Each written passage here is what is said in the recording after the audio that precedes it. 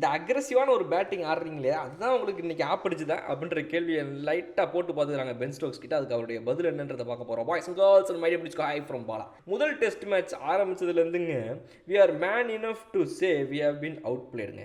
நாங்கள் வந்து ரொம்ப தைரியமாக சொல்கிறாங்க. ஒரு தைரியமான மீசை வச்ச எங்கள் டீம் நிறைய பேர் கிடையாது, சில பேருக்கான மீசை உண்டு. மீசை தாட்டிலாம் இப்போ நாங்கள் வைக்க ஆரம்பிச்சிட்டோம் இங்கிலாந்து டீமில். ஸோ மீசை முறுக்குன்னு ஒரு ஆம்பளை நான் உண்மையாக சொல்கிறேங்க. கண்டிப்பாக நிறைய இடங்களில் எங்களை வந்து அவுட் ப்ளே பண்ணியிருக்கிறாங்க அவங்க. அதை நம்ம ஒத்துக்கிட்டு தான் ஆகணுங்க. நெஞ்சை நிமித்தி சொல்லலாம், ஆமாம் இந்திய டீம் எங்களை அவுட் ப்ளே பண்ணிட்டாங்க. இதில் ஒத்துக்கிறதுல எந்த ஒரு இதுவுமே கிடையாதுங்க. நம்ம தோத்துட்டோம், ஆமாம் தோத்துட்டோம், நம்மளை அவங்க பெட்டராக ஆட்டாங்க அப்படிங்கிறத ஒத்துக்கலாங்க. நான் ஒத்துக்கிறேன். அது we have got so much cricket coming up. இது மட்டும் கிடையாது, இதுக்கு அடுத்து நமக்கு நிறைய கிரிக்கெட் மேட்ச்லாம் இருக்க தான் செய்யுது. அதனால் அதுலேருந்து இருக்கிற பாசிட்டிவாக தான் நம்ம எடுத்துக்கணும். சரி ஓகே தோற்று போயிட்டோம், அதுலேருந்து நம்ம என்னென்ன பாசிட்டிவ்லாம் இருக்குது, இது எடு அதை எடு இது எடு, ஓகே சூப்பர் இவ்வளோ இருக்குதா அப்படின்னு அதை பார்த்துட்டு அதை இன்னும் எப்படி பெட்டர் பண்ணலாம், நெகட்டிவாக இருக்கிறத எப்படி சரி செய்யலாம், இவ்வளோ தாங்க நம்ம யோசிக்க முடியும் அப்படின்னு சொல்லி ரொம்ப ஒரு புது தத்துவத்தை கிரிக்கெட் உலகத்துக்கே அவர் வந்து இன்றைக்கி இன்ட்ரடியூஸ் பண்ணி வச்சுருக்காரு. அடுத்தவர் என்ன சொல்கிறார் அப்படின்னா, I am looking forward to and driving this team forward. அதாவது இந்த அடுத்தடுத்த சீரீஸுகள், இந்த 3 சீரீஸ் நடந்த பாசிட்டிவ்ஸ் இதெல்லாம் மட்டுமே மைண்டில் எடுத்துகிட்டு நெக்ஸ்ட் என்னங்கிறத பார்க்குறதுக்கு நான் வந்து இந்த டீமை முன்னெடுத்து செல்றதுக்கு தயாராக இருக்கிறேன் அப்படின்னு சொல்கிறாப்புல. கியரை போட்டு வண்டி ஆன் பண்ணி ஏசியை போட்டு வச்சிருக்காப்புல.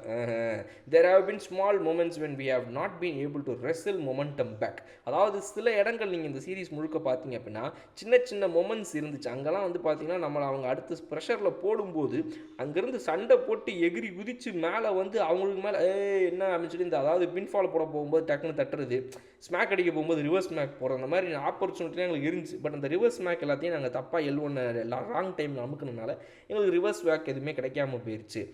அதை நாங்கள் பண்ணியிருந்துருக்கோங்க ஆக்சுவலாக அப்படின்னு சொல்கிறாப்புல இவர்.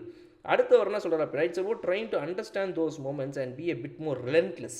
அதாவது அந்த மாதிரி மொமெண்ட்டெல்லாம் நம்ம நல்லா இன்னும் புரிஞ்சுக்கிட்டு இங்கே தாண்டா நம்ம பவுன்ஸ் பேக் பண்ணணும், நம்ம ரிவர்ஸில் போட்டால் தாண்டா உண்டு இங்கிறத புரிஞ்சுக்கிட்டு அடித்தா தான் உண்டு, அது இல்லைனா கொஞ்சம் கஷ்டம் அப்படின்னு சொல்கிறாரு இவர். அடுத்தவர்கிட்ட என்ன கேட்குறாங்க அப்படின்னா, இந்த அக்ரெசிவ் பேட்டிங் பற்றி சொல்லுங்களேன், உங்களுக்கு எந்த லெவலில் இந்த சீரீஸில் அது உதவி இருக்குன்னு நினைக்கிறீங்க, எப்படி பயன்பட்டுருக்குன்னு நினைக்கிறீங்க சொல்லுங்கள் அப்படின்னு கேட்டதுக்கு, when India get on top, men around the bat, the quality of bowlers like Ashwin, Jadeja, Kuldeep, you have got to find ways of pushing men out and then come with a risk. அதாவது ஒரு என்ன சொல்கிறார் அப்படின்னா, ஏங்க India வந்து டாப்பில் போயிட்டுருக்கிறாங்க ஒரு மேட்ச்சில், அவ்வளோதான் அவங்க மொமெண்டமை தூக்கிட்டாங்க, அவங்க ட்ரைவ் பண்ணி போயிங்கிறாங்க அப்படிங்கிற மாதிரி சூழ்நிலைகள் வரும்போது பேட்டில் இருக்கக்கூடிய நம்மளுடைய பேட்ஸ்மேன் என்ன பண்ணணும் அப்படின்னா, அகைன்ஸ்ட் யாருக்கு அகைன்ஸ்டாக பேட்டிங் பண்ணுறாங்க, அஸ்வின், ஜடேஜா, குல்தீப் இவங்கள மாதிரி ஆட்கள். ஸோ அப்போ நீங்கள் வந்து டிஃபெண்ட் பண்ணிட்டு அப்படியே உட்காந்துன்னு அப்படியே உருட்டினேலாம் இருக்க முடியாதுங்க. அவங்கள மாதிரி டாப் கிளாஸ் பவுலர்ஸ் போட்டு மொமெண்டமில் இருக்கும்போது நம்ம ஒன்றே ஒன்றா பண்ணணும், அவங்கள புஷ் பண்ணி வெளியே தூக்கி அடித்து கொஞ்சம் ரிஸ்க் ஃபேக்டர்லாம் யூஸ் பண்ணி அப்படி இப்படி ஆட வேண்டிய கட்டாயம் இருக்குதுங்க.